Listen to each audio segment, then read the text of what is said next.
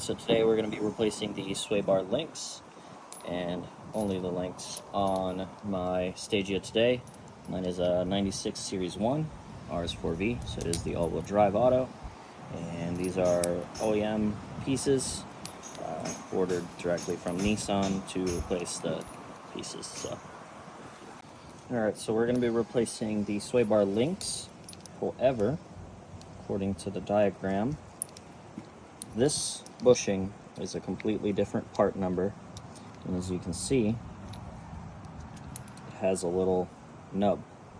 This nub is only to be put on the top of the control arm, as the control arm sits here and the sway bar bolts in here. So be advised that this bushing is going to be a completely different part number. So the sway bar runs across, and that upper part is right there as it goes over the exhaust. The actual links are located here, and they do have a small factory wrench piece to assist you in removing it. So they should be kind of easy to take out. There's the one on the other side, and there are the brackets. So I've already broken this free. However, to break it free, you gotta take a wrench. Now, it may not necessarily line up right away, so as you turn it, it'll eventually find a place where it will like to catch and actually hold on. From there, don't try to turn it loose with this to counter your force here. This is just to hold in place. If not, you will strip this top half and you won't get it out. So once you get this piece out and you pull out your bushing, bar will remain as such. However, you need to keep this here. And what I did to reach the top one, because I'm on ramps and I did not take off the tire, is I went through here by the differential and was able to get to it right up here. Now, sorry if the quality isn't very good, but once you have it here, same thing where you're just pushing on the wrench. Do not try to twist the bottom half of the wrench. Now, this is almost 30 years old, so it will be slightly difficult to do so. If you do have something like WD-40 or penetrant, it might help with the release. I unfortunately do not, but I am lucky that my vehicle is not that corroded, being that I live in Florida and I'm nowhere near salt water. However, other places in the US, you may build up salt.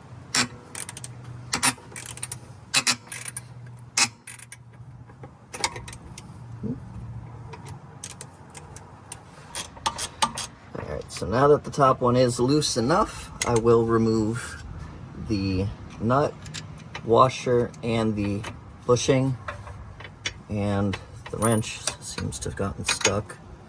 There we go. And this will be loose, but it will not fall until you actually let go of the sway bar here on the chassis. I'm going to remove the other side.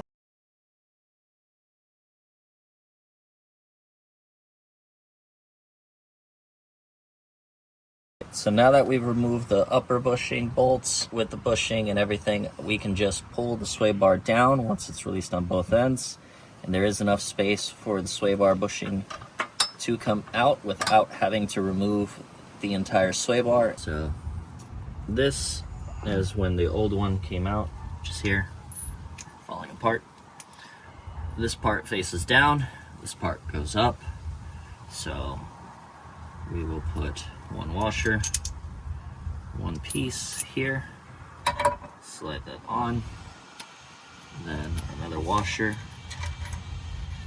and another rubber piece on this. Now, this one specifically with the little nub is the one that goes on the top half facing down, so that once it's together, it sits and has a gap for this metal piece, which has a extension on the top half right here.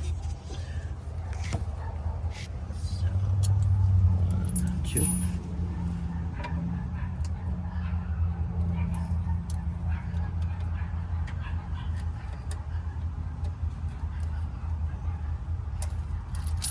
And the other side is the same thing. All right, so now once you have this lower part all attached, I have the other three pieces in my hand.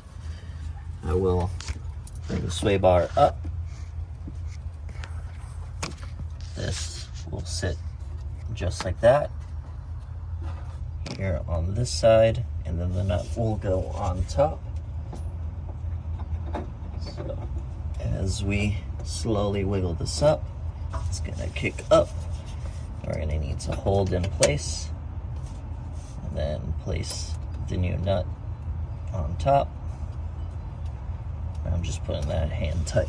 And for the passenger side, it is the exact same process.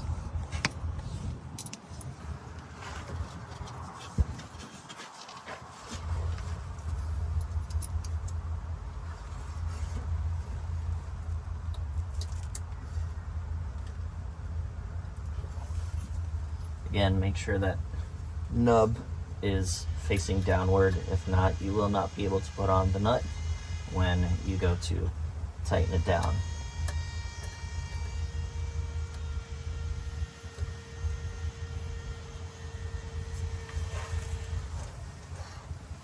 As for tightening them, it was the same process as loosening them. Make sure you grab your wrench and find a hold for it. Once it's holding, you go ahead and tighten these, and they will eventually stop tightening. That is how you know that they have reached their actual specified point. These do not need to be obscenely tight. The rubber is still supposed to be able to flex on these parts. That is what allows for cushioning.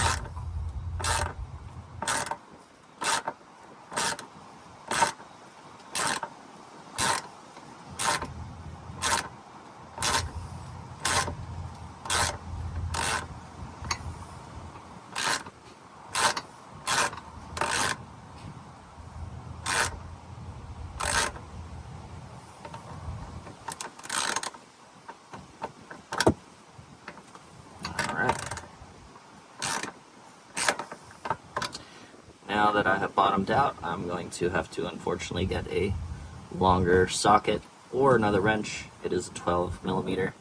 I'll now tighten the top.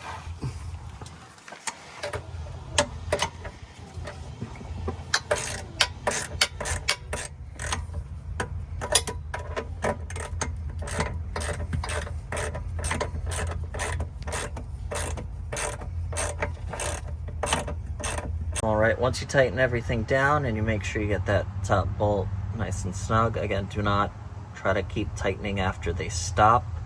They will bottom out. If you continue, they will completely strip. So this is what it looks like now that it is done.